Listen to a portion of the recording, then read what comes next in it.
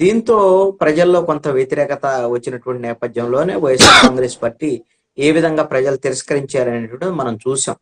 వాళ్ళు 151 నుంచి 175 పోవాలంటే 11 సీట్లకు పరిమితమైనటువంటి పరిస్థితి.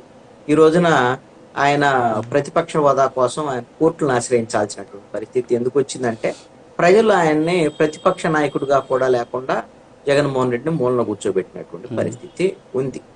అందుకని ఈ విషయంలో జగన్మోహన్ రెడ్డి చేసినటువంటి తప్పు కూటమి చేయకూడదు అనేటువంటి దాని మీద ఎన్నికల సమయంలో మేము వస్తే ఖచ్చితంగా ట్రూ డౌన్ ఉంటుంది, మేము ఛార్జీలు తగ్గిస్తామనేటువంటి విధంగా హామీ ఇచ్చారు. కనీసంగా జనం ఏమనుకున్నారంటే పెంచకపోతే పర్వాలేదు అంతే చాలులే అని అనుకున్నారు. తగ్గించేటువంటి దాని మీద జనం ఊహించినటువంటి పరిస్థితి అయితే లేదు. ఈ విధమైనటువంటి బిల్లు విద్యుత్ బిల్లుకు సంబంధించినటువంటి తగ్గింపు ట్రూ డౌన్ కు సంబంధించినటువంటి విషయంలో ప్రజలకు ఊరట కలిగించేటువంటి విషయంలో రాజకీయ పరమైన సార్ ఇక్కడ ఏంటంటే ఇక్కడ జగన్మోహన్ రెడ్డి గారు అధికారంలో ఉన్న సందర్భంలో 2014-19 ఇందాక మీరు చెప్పారు బాదుడే బాదుడు అని చెప్పేసి ట్రూ అప్ ఛార్జీల రూపంలో దాదాపు 3,669 కోట్ల రూపాయలను ప్రజల నుంచి వసూలు చేశారని చెప్పేసి ఛార్జీల రూపంలో కావచ్చు, ఇతర ట్యాక్స్లు కావచ్చు, అలాగే హిడెన్ ఛార్జెస్ ఎస్పెషల్లీ పవర్కి సంబంధించి దాని ద్వారా దాదాపు 25,000 కోట్ల రూపాయలు అదనంగా బాదారు. సో రాష్ట్రంలో ఉన్నటువంటి 1,25,00,000 విద్యుత్ కనెక్షన్లు ఎవరైతే కుటుంబాలు ఉన్నాయో ఈ కుటుంబాల సెక్కన లెక్కేస్తే ఒక్కొక్కరి మీద 5 ఏళ్లలో 20,000 రూపాయల 8 రూపాయలు భారం పడింది. సగటున సంవత్సరానికి 4,000 రూపాయల వరకు ఒక్కొక్కరి మీద అదనంగా భారం పడింది అని చెప్పి, ప్రతి కుటుంబం మీద భారం పడింది అని చెప్పేసి గతంలోనే తెలుగుదేశం పార్టీ ఆరోపించింది.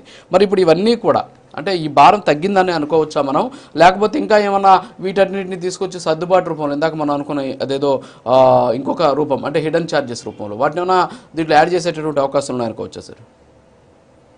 దీంట్లో హిడెన్ ఛార్జెస్ ఏం లేదు. ఒక్కొక్క యూనిట్ కి 13 పైసల వరకు తగ్గుతున్నటువంటి పరిస్థితి ఉంది. మొత్తంగా అంటే సుమారుగా ఈ 2025-26కు సంబంధించినటువంటి సబ్సిడీల రూపంలో 14,630 కోట్ల రూపాయలు ఆంధ్రప్రదేశ్ ప్రభుత్వం భరిస్తుంది.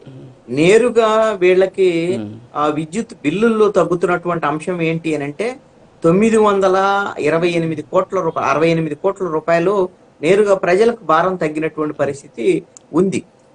ఇంకా కొత్తగా భారాలు పెంచేటువంటి పరిస్థితి లేదు. ఏ విధంగా తగ్గించాలి అనేటువంటి దాని మీద జరుగుతుంది తప్ప ఇప్పుడు కొత్తగా పెంచేటువంటిది అయితే మాత్రం స్పష్టంగా లేదు అనేటువంటిది కనపడుతున్నటువంటి మాట. అయితే వైఎస్ఆర్ కాంగ్రెస్ పార్టీ ప్రభుత్వ హయాంలో FPPCA ద్వారాగా మొత్తం అన్ని రకాల భారాలు అయితే 32,000 కోట్ల రూపాయలు పెరిగాయి అనేటువంటిది విద్యుత్ ఛార్జీలకు సంబంధించినటువంటి విషయాలు. ఇది ఒక అంచనా 32,000 కోట్ల రూపాయలు. ఇది కొంచెం ప్రజలకు ఇబ్బందికరమైనటువంటి పరిస్థితి. జగన్మోహన్ రెడ్డి ఇచ్చినటువంటి హామీకి భిన్నంగా మేము వస్తే పెంచమనేటువంటి దాని మీద వచ్చిన తర్వాత విపరీతమైనటువంటి భారాలు వేసినటువంటి పరిస్థితి.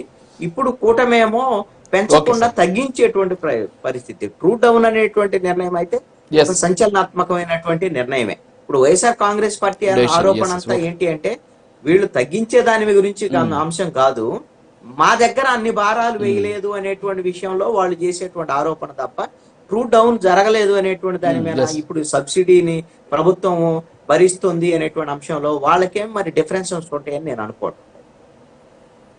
ఓకే సార్, ఒక చిన్న బ్రేక్ ఉంది, బ్రేక్ తర్వాత కంటిన్యూ చేద్దాం. Break please.